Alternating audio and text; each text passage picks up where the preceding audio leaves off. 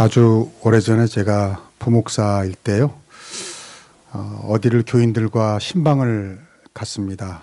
근데 그날따라 평소에 같이 신방대원으로 다니시지 않던 한 여집사님이 이제 같이 따라온 거예요. 방 집사님이란 분인데, 그래서 이제 신방을 잘 마치고 돌아가는 길인데 그 방 집사님이 갑자기 목사님, 제가 오늘 목사님께 냉면을 대접하고 싶어요 그러는 거예요. 그래서 괜찮다고, 됐습니다 그랬더니 그 집사님이 아니라고, 자기가 언제 신방 따라다니지도 않는데 이런 기회가 또 있겠냐고, 자기가 오늘은 꼭 냉면을 목사님께 대접하고 싶다고 그러는 거예요. 그래서 또 사람도 너무 또 거절하면 또 예의가 아닌 것 같아서 그러시죠. 근데 집사님 말하기를 근데 제가 지갑을 안 가졌어요 그러는 거예요. 그래서 속으로 어쩌라는 거야? 그런데 이제 그 다음에 하는 말씀이, 그래도 제가 가방을 아까 신방 중에 탁탁 긁어보니까 네 사람 먹을 냉면값은 있다고. 이제 그러면서, 그래서 이제 그때는 제가 마포에 있었으니까 을지로 오장동 냉면을 자주 갔어요. 네, 이제 지금은 좀 맛이 없어진 것 같아요. 그때는 맛있었는데. 그래서 이제 거기 우리 4명이 가가지고 냉면을 맛있게 먹고 다 먹었는데, 그 집사님이 또 그러는 거예요. 목사님 살이 좀 더 드세요 그러는 거예요. 그래서 돈이 없다면서요 그랬더니 또 긁었더니 또 살이 한 값은 나오더라는 거예요. 그래가지고 그럽시다 하고 먹었는데요. 먹고 나서 후회했어요. 괜히 먹었다.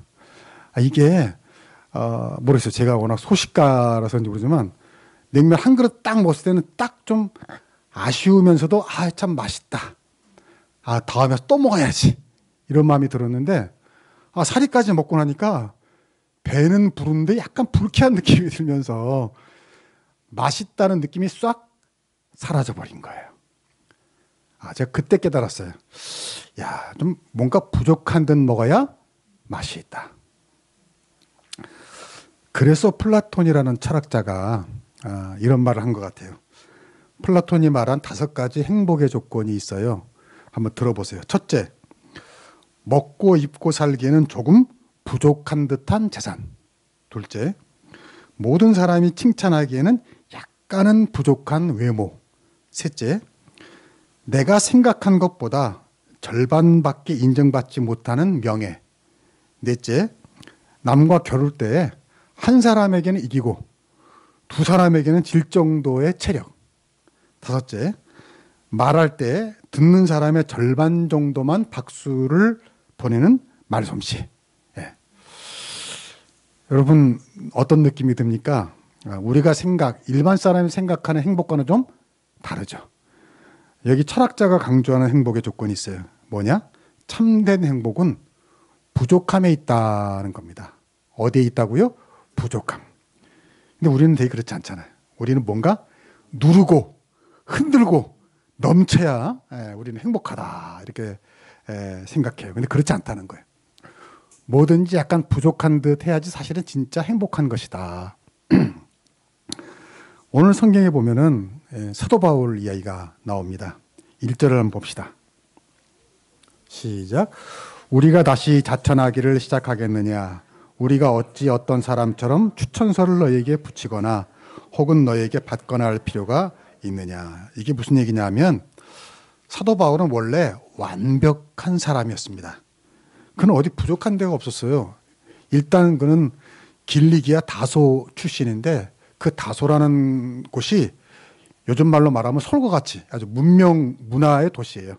듣보잡 어디 시골에서 사는 게 아니라 아주 좋은 도시에 태어났고, 심지어 로마 시민권이 있었어요. 그때 유대인들은 로마의 식민지에 있었는데, 그런 사람이 로마 시민권이 있다는 건 이건 뭔가 대단한 빽이고 권력이고 특권이거든요. 그뿐 아니라 사도 바울은 학벌도 좋았어요. 그 당시 최고의 석학으로 알려진 가말리엘의 문화에서 공부를 했다는 거죠. 또 족보도 좋았어요. 그 당시 가장 알아줬던 큰 족보인 그 베냐민 지파 사람이었고, 또 바리새인이었단 말이죠. 그 유대는 종교 공동체였기 때문에 이 율법을 잘 지키는 바리새인들은 말하자면 귀족과 같은 특권을 가지고 있었단 말이에요. 대우를 받았어요. 그러니까 이 사도 바울은 어디로 보나 부족한 점이 없었어요. 근데 그런 사도 바울이 예수님을 만나고요, 거꾸로 부족한 점이 생깁니다. 이게 참 아이러니하죠. 예수님을 믿은 다음에 오히려 자기의 부족한 점들을 깨닫고 또 그것들이 나타나요.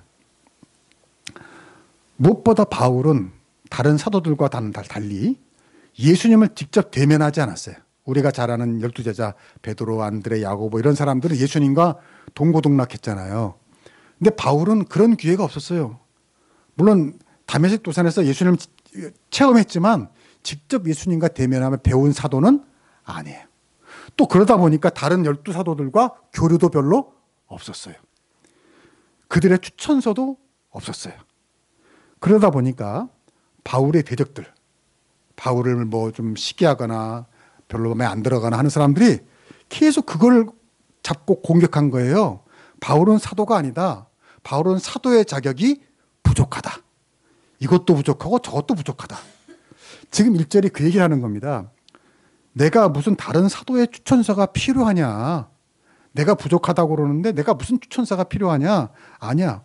내가 너희 고린도 교회를 세웠잖아. 너희가 바로 나의 증거다. 너희가 바로 나의 편지고 추천서다. 무슨 추천서를 요구하느냐라고 지금 바울이 얘기하는 겁니다. 바울은 또 건강도 부족했어요. 바울처럼 많이 아픈 사람이 없어요. 뭐 무슨 안질병이다, 심지어 간질병이다, 별별 병이 많았고 외모도 그렇게 잘생긴 사람이 아니에요. 머리도 이렇게 많이 대머리졌고 뭐 아무튼 여러 가지로 그렇게 눈도 나빴다니까 눈도 뭐 이렇게 멋있지 않았을 거 아니에요. 그러니까 외모도 별로였고 또 언변도 부족했어요. 말을 잘 못했어요. 글은 잘 썼지만 말은 잘 못했어요. 그래서 왜 여러분 사도행전 보면 그런 얘기 나오잖아요. 유두고란 청년이 바울이 설교하는데 창가에 걸터앉아서 그 설교를 듣다가 어떻게 했어요? 떨어져 죽었어요. 물론 바울이 살렸지만 물론 유두고가 창가에 앉아가지고 말씀을 듣는 태도는 나빴지만 거기서 우리가 유추할 수 있는 게 있어요. 바울이 설교를 잘했다 못했다? 잘 못한 것 같아요. 재밌게 못한 것 같아요. 좀 졸리게 한 것 같아요. 그러니까 듣다가 졸다가 떨어졌겠죠 아마. 네. 그러니까 여러분 이 바울이 말을 이렇게 잘 못했다는 거예요. 근데 이 내용에서 생각나는 하나의 그 일화가 있어요. 어떤 초짜 전도사가 이제 맨날 어린 설교만 하다가 마침 어른 설교를 하게 된 거예요. 그러니까 긴장도 되고, 야, 내가 이번에 어른들한테 뭔가를 보여줘야 되겠다. 막 그런 마음이 생겨가지고 연구를 한 거예요. 그랬더니 어떤 설교를 보니까 목사님이 이렇게 시작을 하는 거예요. 여러분, 제가 이제까지 안아보았던 여자 중에서 가장 가슴이 따뜻한 여자는 다른 남자의 아내였습니다. 이렇게 시작을 하는 거예요. 근데 사람들이 그 소리를 듣고 웅성거리니까 그때 타이밍을 놓치지 않고 이 목사님이 이어서 그런데 그 여자는 바로 나의 어머니였습니다 하니까 사람들이 깔깔깔 웃으면서 좋아하고 그 분위기를 타서 사랑이란 이런 것입니다 하고 이제 딱 설교를 하는데 그걸 보고 이 초짜 전도사가 감동을 받은 거예요. 야, 나도 저렇게 해야 되겠다. 그래가지고 어른 설교해가지고 그대로 흉내를 낸 거예요. 여러분, 제가 이제까지 안아보았던 여자 중에서 가슴이 가장 따뜻한 여자는 다른 남자의 아내였습니다. 이랬는데 자기 생각과는 다르게 교인들이 너무 충격을 받은 거예요. 아니 장가도 안 간 총각 전도사가 갑자기 처음 설교를 하면서 갑자기 저런 말을 하니까 전부 다 막 교인들이 충격을 받아서 뒷목을 만지는 사람, 거품을 무는 권사니 막 쓰러지는 곳에서 막 그러니까 이 전도사님 어떻게 했어요? 당황한 거예요. 이런 분위기가 아니었는데 당황한 거예요. 그러니까 원래는 그 다음에 뭐라고 그래야 돼요? 그런데 그 여자는 바로 나의 어머니였습니다 해야 되는데 당황하니까 생각이 나요? 안 나요? 안 나요. 그래서 이렇게 말하는 거예요. 그런데 그 여자가 누구인지 기억이 나지 않습니다. 이렇게 한 거예요. 예. 예. 충격. 그래서 충격. 예, 아무튼. 근데 여러분 떨리면 그럴 수도 있어요. 예. 떨리면. 저도 처음에 설교했을 때 막 어떻게 설교했는지 기억이 안 나요. 떨리고 긴장하게 되잖아요. 근데 바울도요. 고린도서 3장 2절에 3절에 보니까 내가 심히 떨었노라 그랬거든요. 내가 너에게 복음을 전할 때 심히 떨었노라. 이걸 보면 바울이 그렇게 말을 달변처럼 하고 막 청산유수로 막 했던 것은 아닌 것 같아요. 근데 중요한 건 이겁니다. 그런 바울이 이런 모든 부족함에도 불구하고 그가 하나님의 일을 하는 데는 부족함이 없었다는 거예요. 할렐루야. 오히려 바울은 이런 부족함 덕분에 더 놀라운 사역을 하게 됩니다. 여러분, 이 성경, 신약 성경, 우리 지난번에 제가 한번 가르쳐 드렸잖아요. 3, 9, 27, 신약 27권인데 그 중에 뭐 약간 논란은 있지만 13권을 바울이 썼다고 그래요. 놀라운 거 아닙니까? 신약 27권의 거의 절반을 누가 썼어요? 바울 한 사람이 쓴 거예요. 여러분, 예수님은 이 땅에 사역하실 때에 책을 한 권도 쓰지 않으셨잖아요. 근데 그런 예수님의 말씀, 그리고 예수님의 그 사상을 체계화하고 교리화해서 알린 것이 누구다? 바울입니다. 그래서 바울의 로마서 같은 거는요, 예수님의 말씀을 아주 체계적으로 정리한 최고의 말씀이에요. 그래서 어떤 사람은 그래요? 성경 60권이 다 타는데 딱 한 권만 건질 수 있다면 로마서를 건져야 된다. 그 정도로 예수 믿고 구원받는데 모든 것이 다 로마서에 있다는 거예요. 근데 그걸 누가 썼다고요? 바울이 쓴 거예요. 그리고 그 작은 이스라엘, 아까 말한 듣보잡이라고 그랬는데 그 아무도 눈여겨보지 않던 그 작은 이스라엘에서 시작된 기독교가 소아시아, 유럽, 세계에 전파되기까지 복음을 전한 사람이 누구예요? 사도 바울입니다. 바울이에요. 제가 이전에 그 성지순례를 갔어요. 그 바울이 복음 전한 그 발자취를 따라서 성지순례를 갔는데요. 그때 저희 목사님들은 최고급 벤츠 버스를 탔어요. 여러분 타봤어요? 벤츠 버스. 아, 진짜 의자 쿠션이 그냥 장난이 아니에요. 너무너무 좋은 이 벤츠 버스. 아주 최고의 버스인데. 그래서 운전사도 막 얼마나 막 닥달을 하는지, 뭐 음료수 마시면 음료수 가지고 타면 안 된다. 막 과자 먹고 안 된다. 아무튼 그래도 그 음료수를 커피를 가지고 타신 분이 계시더라고요. 누군지는 제가 말할 수는 없어요. 아무튼 간에 뭐 카레더라도 아무튼 좋은 버스였어요. 근데요, 그 좋은 버스를 타고 제가 바울이 선교 여행을 다닌 데를 다녔는데요, 얼마나 힘든지, 얼마나, 여러분도 여행 보시면 알잖아요. 힘들어요, 안 힘들어요? 힘들어요. 나도 그 벤츠 버스를 탔는데도 너무너무 힘들더라고요. 그러면서 마음이 찡한 거예요. 야, 나는 벤츠 버스 타고 그냥 구경만 해도 힘든데 사도 바울은, 그 병도 많은 사도 바울은 이 모든 곳을 다 어떻게 했어요? 걸어 다녔어요. 걸어 다녔어요. 그 어마어마한 산을 걸어 다녔다고요. 그 추운 그 계곡을 걸어 다녔다고요. 아, 내가 마음이 찡하더라고요, 진짜. 그래서 바울은 성경에 보면요, 자기 고백했어요. 배고파서, 궁핍해서, 전도하다가 돌 맞아서 죽을 뻔하고, 배가 파산해서 죽을 뻔하고, 강도 만나 죽을 뻔하고, 추워서 죽을 뻔하고, 수많은 위기를 넘겨요. 여러분, 그 약한 사람이, 그 건강이 부족한 사람이 오늘날 전 세계의 기독교를 전파한 사람이 된 겁니다. 그래서 오늘 바울이 이렇게 말하는 겁니다. 너무너무 중요해요. 5절. 시작. 우리가 무슨 일이든지 우리에게서 난 것 같이 스스로 만족할 것이 아니니 우리의 만족은 오직 하나님으로부터 나느니라. 아멘. 우리의 만족이 어디서 난다고요? 하나님으로부터. 믿습니까?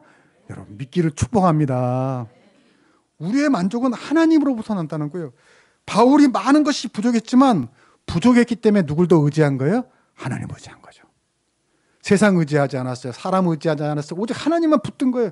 그러니까 하나님이 그를 통해서 역사하시더라는 거죠. 부족하니까 역사하시더라는 거죠. 그래서 완전한 만족이 하나님께만 있다. 여러분, 우리는 사실 다 부족해요? 완벽해요? 부족해요. 너무 부족하다고 또 고백하니까 또 약간 좀 마음이 아프네. 근데 여러분, 사실 부족하죠. 뭐 누구나 자기 외모가 만족한 사람이 누가 있겠어요. 나 한 사람 빼고는 없는 것 같아요. 다. 다 외모가 부족하고 재능이 부족하고 다른 사람에 비하면 저 사람 어떻게 저런 재능이 있을까 막 부족하고 또 소유에도 부족하고 건강도 부족하고 성격도 부족하죠. 저도 늘 그런 생각합니다. 야, 어떻게 나 같은 성격을 가진 사람이 이렇게 목사를 했을까? 예, 참. 누구나 다 부족한 데가 있어요. 아쉬운 데가 있어요. 근데 오늘 성경은 말하는 건 뭐냐면, 그러나 그로 인해서 열등감을 가질 필요가 없다. 왜? 우리 예수 믿는 사람들이잖아요. 오늘 성경이 말하잖아요. 우리의 만족은 어디 있다고요? 하나님으로부터 난다. 오직 하나님으로부터 난다. 나는 부족하더라도 하나님이 우리를 만족시켜 주시는 줄로 믿습니다. 오직 하나님께. 세상에서 만족은 구할 수가 없다. 그 우리가 좋아하는 찬양도 있잖아요. 사람을 보며 세상을 볼 땐 만족함이 없었네. 예. 사람이 보면 세상은 만족함이 없다는 거예요. 나의 하나님 그분을 볼 때 나는 만족하였다. 그러니까 무슨 말이에요? 우리 예수 믿는 사람들에게는 따라합시다. 부족함이 축복이다. 부족함이 축복이다. 부족함이 축복인 여러 가지 몇 가지 이유가 있어요. 여러분, 우리가 부족하면 겸손해집니까? 교만해집니까? 겸손해져요. 그게 축복입니다. 왜? 사람은 겸손해야 행복해요. 사람이 불행해지는 뭐냐면 교만하기 때문입니다. 여러분, 세상에 교만한 사람을 좋아합니까? 겸손한 사람을 좋아합니까? 겸손한 사람 좋아해요. 교만한 사람 어디 가서 환영받습니까? 누가 여러분 가는데 아유 교만하시군요. 아유 교만하신 분 환영해요. 어서 오세요. 막 그러는 데는 없어요. 그런 데는 없다고요. 겸손한 사람을 좋아합니다. 겸손한 사람에게 사람이 모여요. 그러니까 행복해요. 여러분 가정도 그래요. 가정도. 가정 그 식구가 전부 다 자기의 부족함을 인정하면 그 가정이 화목할까요? 불행할까요? 화목합니다. 여러분 남편이나 아내나 내가 좀 부족한가라고 생각해.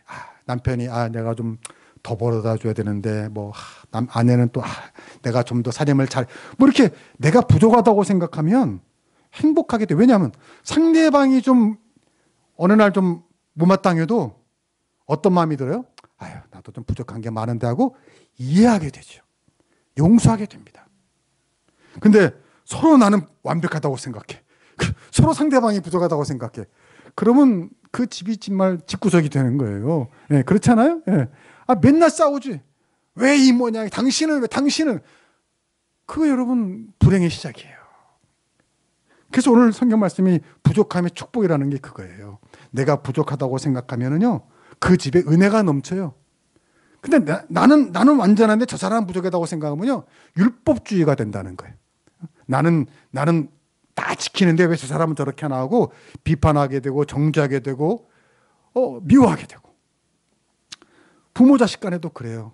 부모는 자식을 볼 때 내가 더 잘해줬어야 하는데 부족함이 들고, 자식은 자식대로 우리 부모님 내가 더 잘해야 되는데, 이렇게 부족한 마음이 들면요 만날 때마다 행복한 줄로 믿습니다. 직장도 그래요. 직장도 나같이 부족한 사람을 회사가 써주는구나.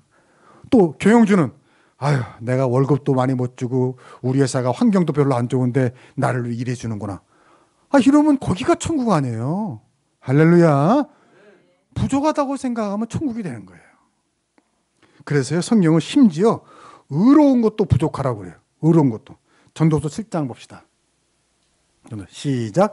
지나치게 의인이 되지도 말며 지나치게 지혜자도 되지 말라. 어찌하여 스스로 패망하게 하겠느냐. 아멘. 무슨 말이에요? 지나치게 의인이 되지 말래요. 지나치게 똑똑하지 말래요. 왜? 그러면 망한다는 거예요. 이게 오해하지 마세요.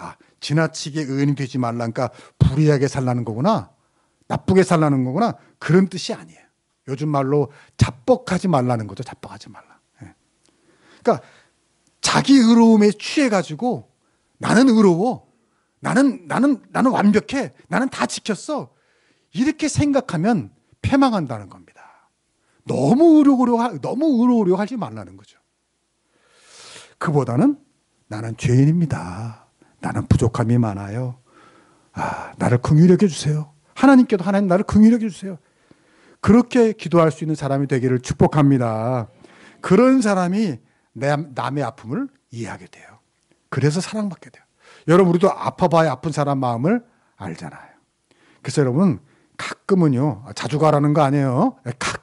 아주 가끔은 병원도 가고요, 약국도 갈 일이 있고요. 그게 행복입니다. 사실은 왜? 어쩌다 한번 병원 가면요. 아픈 사람이 많아요, 적어요? 많아요. 왜 그렇게 아픈 사람이 많아요? 특히 좀 유명한 대학병원에 가면 진짜요. 미어 터져요. 야, 이렇게 아픈 사람. 병도요, 별별 병이 많아요. 저는요, 약국에 갈 때마다 깜짝깜짝 놀라요. 약이 많아요, 적어요? 많아. 약국. 와, 약사들이 이걸 다 어디 약인지 어떻게, 나 같으면 찾지도 못할 것 같아. 그건 무슨 말이에요? 그 많은 약이 누군가에게는 필요하다, 필요 없다? 필요하다는 거예요. 그러니까 여러분, 약 좀 먹는다고 피곤하지 않기를 축복합니다. 나는 약을 이것도 약국 가봐요. 무지무지 약이 많아요. 무지무지 약이.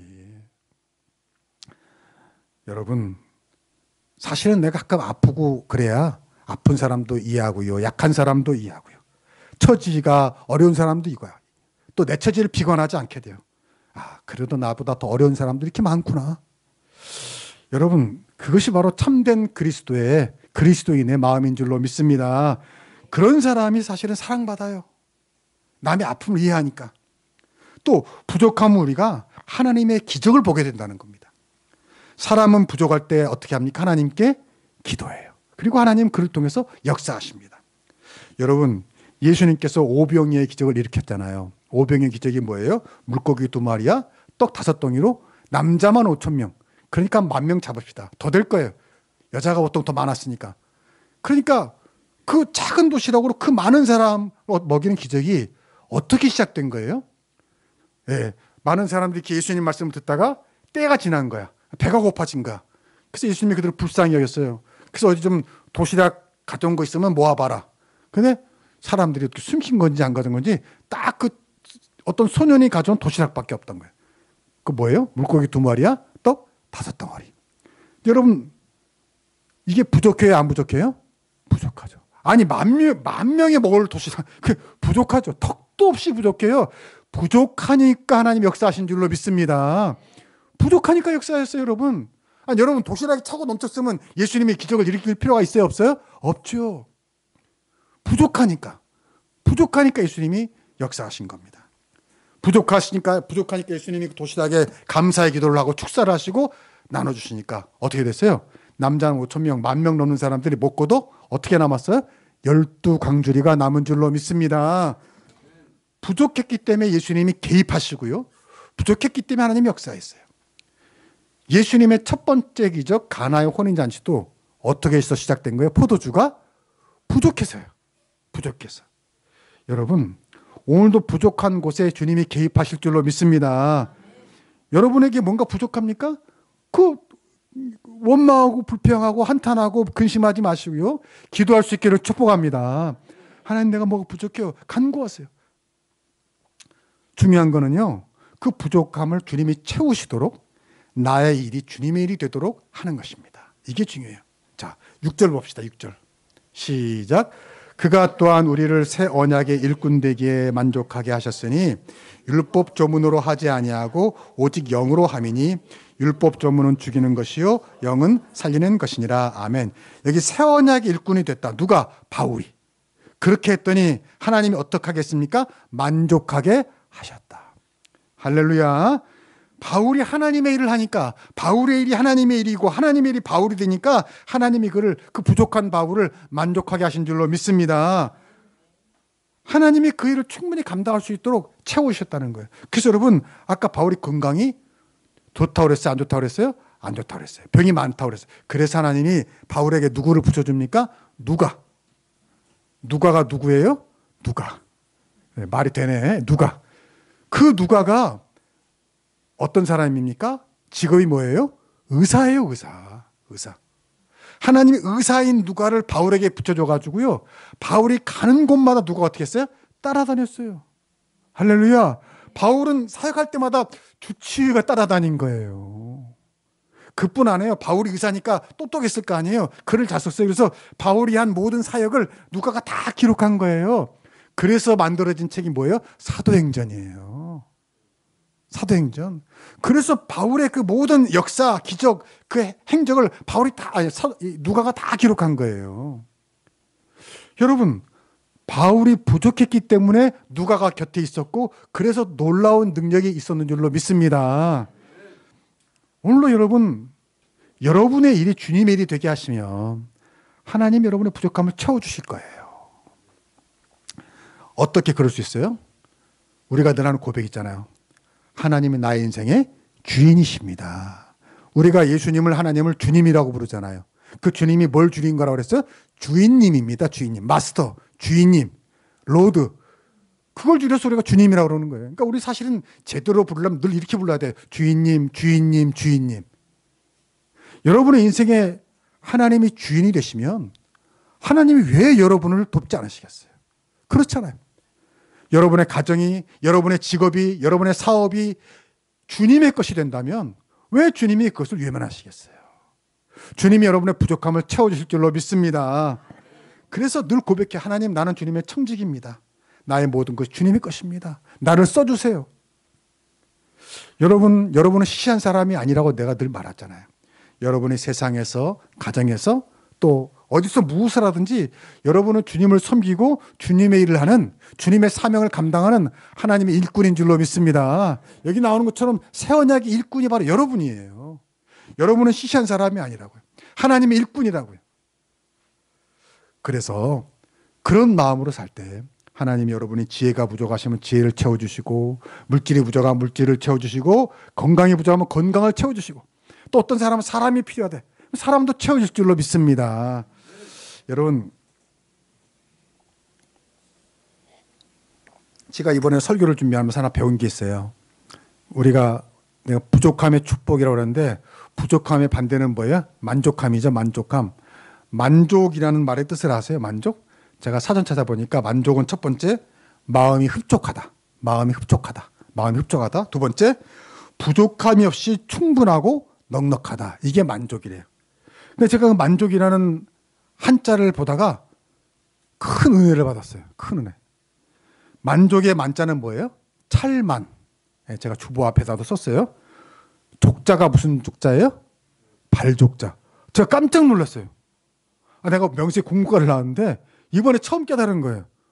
야, 아니 만족의 만자는 찰만인데 족자가 이게 발족자야? 이게 무슨 뜻이지? 여러분, 그러니까 만족스럽다는 건 뭐예요? 마음이 흡족하다는 건 뭐예요? 발목까지 차면 뭐하다? 만족하다는 거예요. 따라합시다. 발목까지 차면 만족하다. 많이 양보해서 발까지 차면 만족하다는 거예요. 근데 여러분, 우리는 어디까지 차야 만족해요? 참, 그 목사의 그 교인이네. 어떻게 나랑 똑같지?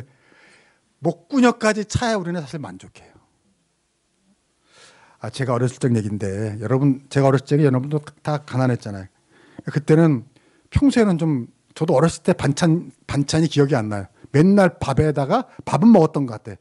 밥에다가 간장에 밥 말아서 먹었던 것 같고, 주로 밀가루를 먹었던 것 같아요. 제가 늘 고백하잖아요. 제 어렸을 때 심부름이 엄마가 날마다 그 국수 사오라면 열심히 가서 국수, 옛날에 그 신문지에 이렇게 똘똘 말아가지고 가면 빨래줄처럼 널린 국수 다 내가 날마다 심부름도 잘했어 내가.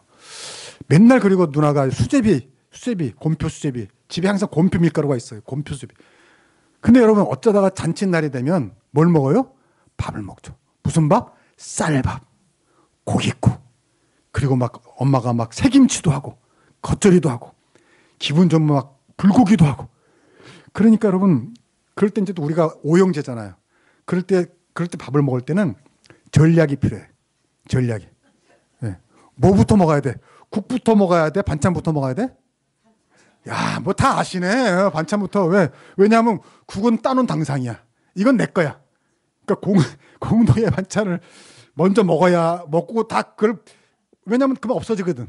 그러니까 먼저 다 먹은 다음에 그 다음에 이제 편안한 마음으로 뭘 먹어? 내 밥과 국을 이제 먹는 거예요. 근데요, 그때 추억이 뭐냐면, 그때 먹을 때 어디까지 먹어요?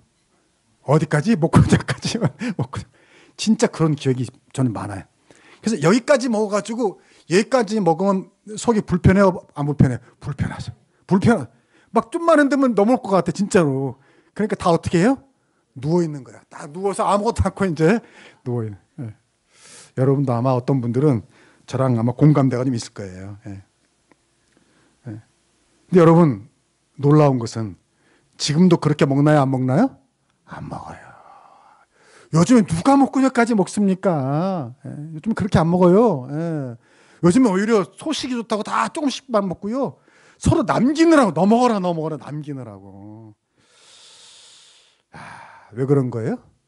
우리가 다 이제 부자가 된 거예요. 밥 정도는 먹고 살 정도가 되는 거예요.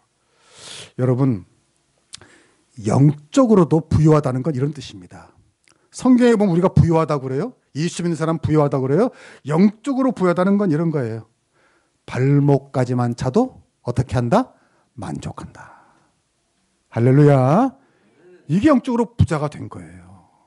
우리 옛날처럼 많이 안 먹잖아요. 촌스럽게 조금밖에 안 먹어도 배불러 이러잖아요. 영적으로도 그렇다는 거예요. 영적으로도 우리들 만족하며 감사하며 배부른 사람이기 때문에 발목까지만 차도 하나님 감사합니다. 나 만족합니다. 넉넉합니다. 라고 말할 수 있는 줄로 믿습니다. 왜요?